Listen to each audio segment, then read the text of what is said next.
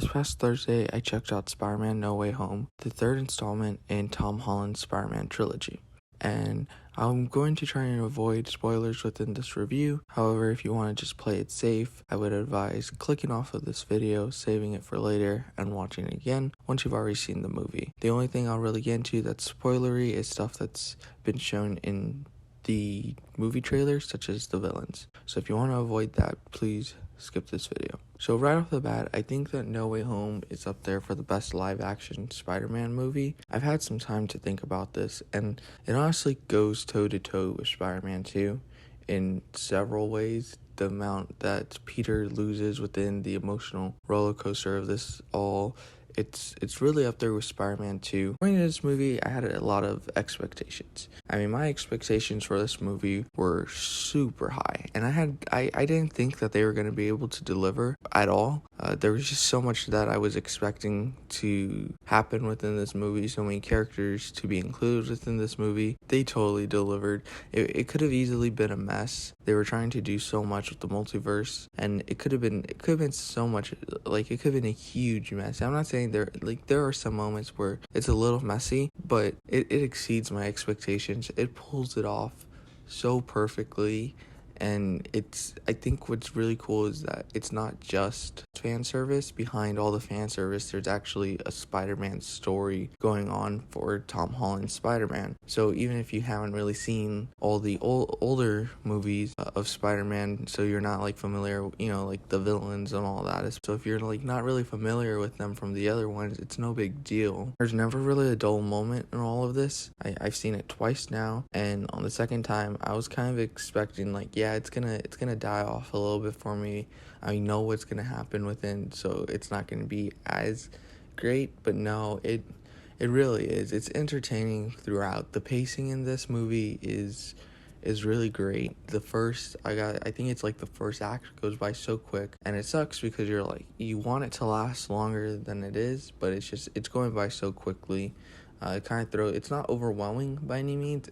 It's perfectly paced. It keeps its momentum all throughout, which I thought was going to be a struggle because of the amount of exposition that they would have had to explain the multiverse, but they really don't let that slow this movie down at all. I think the villains' motivations, the villains are definitely the weaker part of the movie. And even then, they're not that weak. It's just one or two, which would be the Lizard from the Amazing Spider-Man movie and Sandman from Sam Raimi's Spider-Man 3. That's because they flesh out Doc Ock so much, Electro so much, and even especially Willem Dafoe's Green Goblin, which those three villains are definitely improved from their previous iterations in the Sam Raimi trilogy and Mark Webb's Amazing Spider-Man trilogy. Electro is so cool in this movie. So much better than the original iteration, and somehow they even improved on Doc Ock and Willem Dafoe, especially Willem Dafoe's Green Goblin is a huge step up, and his performance in this is just phenomenal. It really puts him into the top comic book movie villains of all time. I think that he's like a top 5, top 3, maybe even. He's just menacing. He's really menacing in this entire movie, and he's so fun to watch. And of course, the main star of this whole show is Tom Holland's Spider-Man, which I'm not the biggest fan of Tom Holland's Spider-Man. I mean, from the previous two movies, I really enjoyed Homecoming. I wasn't a huge fan of Far From Home. I think that he's an okay Spider-Man, but I think he has a lot of potential to be very great, and I think I've had that idea that he can easily become one of the best live action Spider-Mans for a while, ever since Homecoming. He just hasn't really reached his potential, and I was waiting for when he was going to reach it, and he finally does in this one. He finally becomes Spider-Man.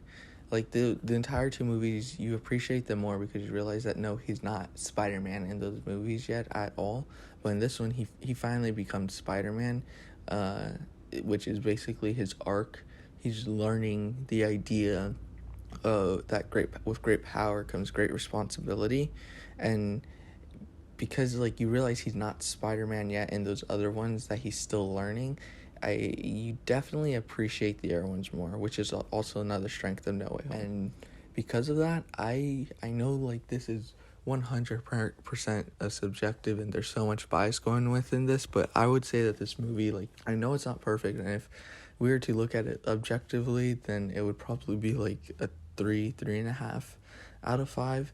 But there's just so much for me to love in this movie. There's so much for fans of Spider-Man, so much for fans of just superhero movies to love in this movie. And it's an emotional roller coaster. You're crying, you're laughing, you're cheering.